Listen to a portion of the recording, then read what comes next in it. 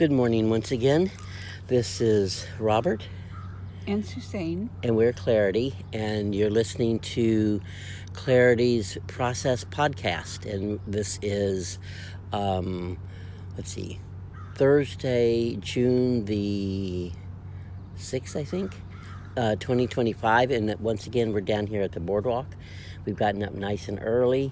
We're out here at 6 o'clock and taking our walk and done our qigong, all that to help the body in the middle of the process. Yeah, so that it can actually assimilate as it goes along instead of stacking up too much. And stacking up, as we all know, it doesn't always help. So we are, I guess, with all of us creatives, we get up and it's like, what have we stepped into for the day? Have we kind of pre-thought it prior to Or dreamed going to into sleep, it. or dreamed into it, or is it just upon us? So it's a good question to ask yourselves. What foot am I putting down, and what direction is it pointing? And then as the day unfolds, you'll be just in the middle of it. We're all in the middle of our creative. But because you've asked, you'll be more informed. Because it's in the That's true. asking that we receive. That is the most That's important. essential. It's like, it's not really complicated. No. It's just a small, simple question.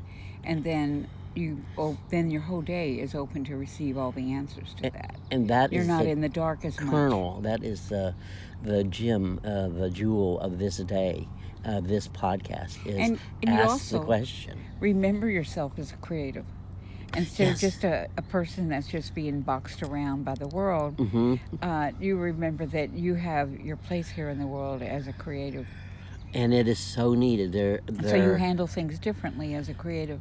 Yeah, and it's so important that we're here, that we're, no matter what capacity that we're known by or not, the fact that you're in the middle of a creative act as a creative person, opening yourselves up to the day and allowing that spirit of creativity to be in you and working as your collaborator.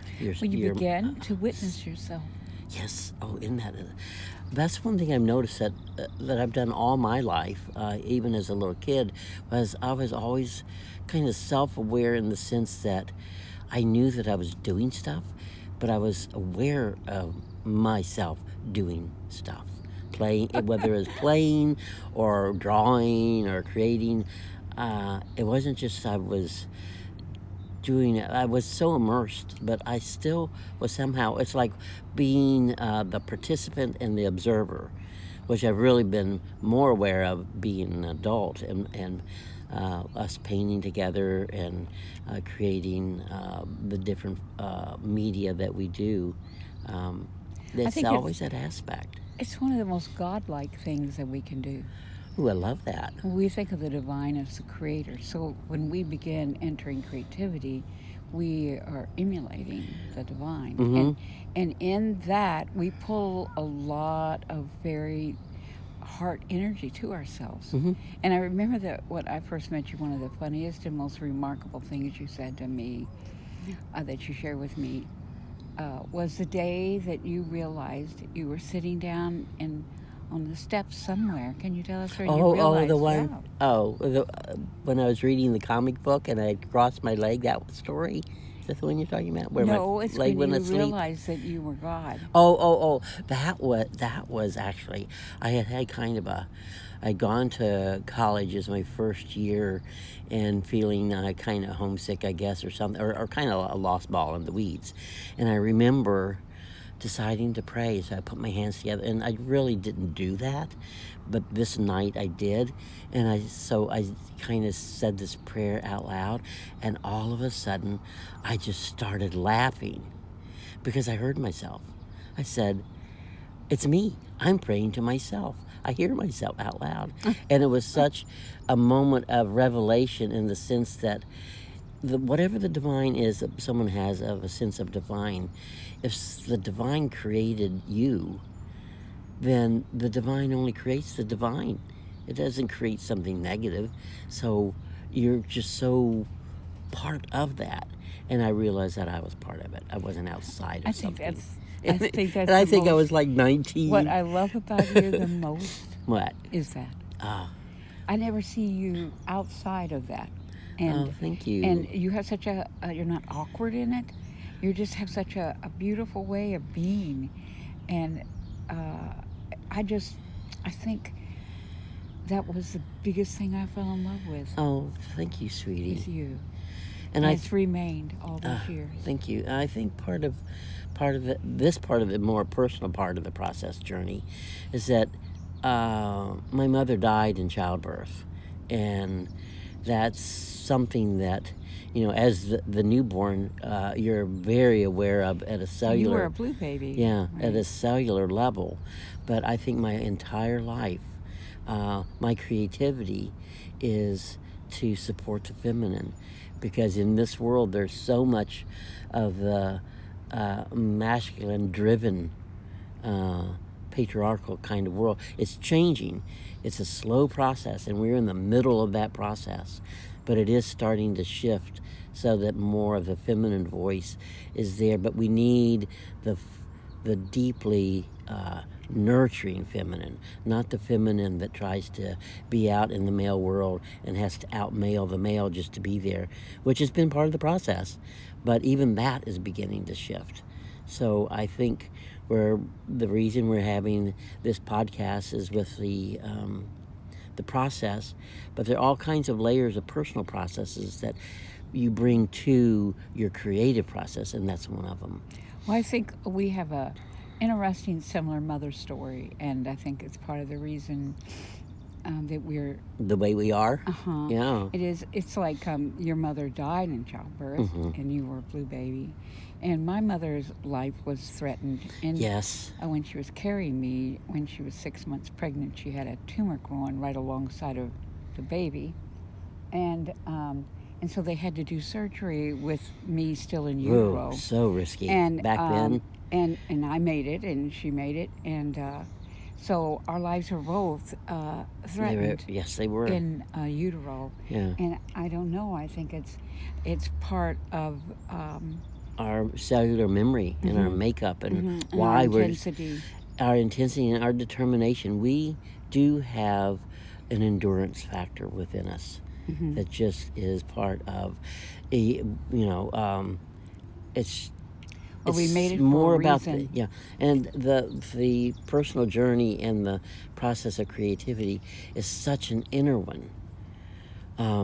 But the inner world has to integrate and be part of the outer world. So it's that bridge between those two that is a more part of um, this movement. So I guess this is there something else we'd like to say? I knew this was going to be not a huge long podcast, Yeah. but we want to keep doing them so something that I you was are able to studying. come to. Oh, yeah. I always do a fair amount of research when we're working with things and in process. Yeah.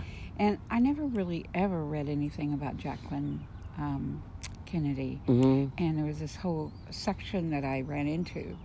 And her process was silence. And I never knew that, but the whole thing shows all how she used silence to process and to hold on to her sovereignty. Mm-hmm. And I know for you In a and very I, high-powered world. in a very high-powered world that demanded a lot. Mm-hmm. And after Kennedy was killed, she wouldn't give any interviews. Mm-hmm. She wouldn't speak on it. She just gave him silence. Mm-hmm. And she repeatedly did that. And it was the way she processed. Yeah. And it's also how she kept her sovereignty. Yeah. And so a lot of the creative life, you do need to live in silence for hours and hours as you move through and travel through and come together and emerge. You and I, we can work all day together on a body of work, and we'll be almost in complete silence. Mm-hmm. And you know what?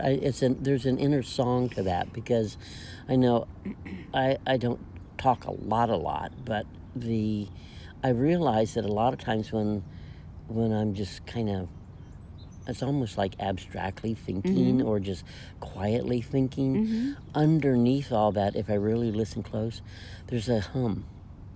It's almost like I'm going, It's just always in the background, this hum. And I think, so fabulous. and I think maybe I listen to that. It doesn't, a hum is an elongated word. It's not it's very healing to the body. yeah, and so I think I'm nurtured by that, and I think I've had to be nurtured by that kind of self-nurturance that is very important for creative people to feel, because we're so often placed outside of any box that can be pasted with a label on there, and a creative usually doesn't completely fit into that. They're maybe partially, but a lot of times there isn't even a box that they fit in. So how do you connect yourself with the larger outer world and maintain your sense of sovereignty in your inner world? And I think with spirituality, people humming Om, or just a hum itself, or singing to yourself. They say geniuses talk to themselves because And you're one of there's a those. dialogue that happens. So Robert talks to everything. well, I see everything as alive. So I have a lot of compatriots in the world. Hello, rock. Hello, wall. I love this, what we're doing right now, Yeah. because we get up early. Pretty much we wake up and jump into our clothes, and then we have the car from 5 to 7. Yeah, So we yeah. come down here, and because we have the car, it's kind of allocated because we all share it. Yeah. But anyway, Very green. Very We green. come down here, and it's really the first outside noise that we make. Of It is, any really. amount. Yeah. But guess what it's all about? But Process and our creativity. oh, yes. And this is what we're sharing And right now. yeah, we're And sharing it's it the with you first guys longer- right now. Otherwise, we've been spoken to each other in lovely ways, but we're not in any big So we're starting out our conversation inside our creative language. I love that. Thank you so much Yeah, and thank being on the other end of this. And if Yes, nobody's thank on you. the end of it, it is very It's still much fine. valuable to us. Yeah, so we're going to continue these, and we'll get them on. Still haven't done that yet. I guess we're gathering up. It's almost like gathering up a bouquet of podcasts before we place them in the vase, and add water to it. Yes. So thank you for being here, Thank you. and we're glad to be here too. We have to get the car back now. Yes, we have to go. So can you hold those for a second? Oops, there they go. They're falling over, and I'll punch off, and we will see you next time. This is Robert. And Suzanne. And we're Clarity, and you're listening to Clarity's Process Podcast. Yes, Living Green. Oh, excellent.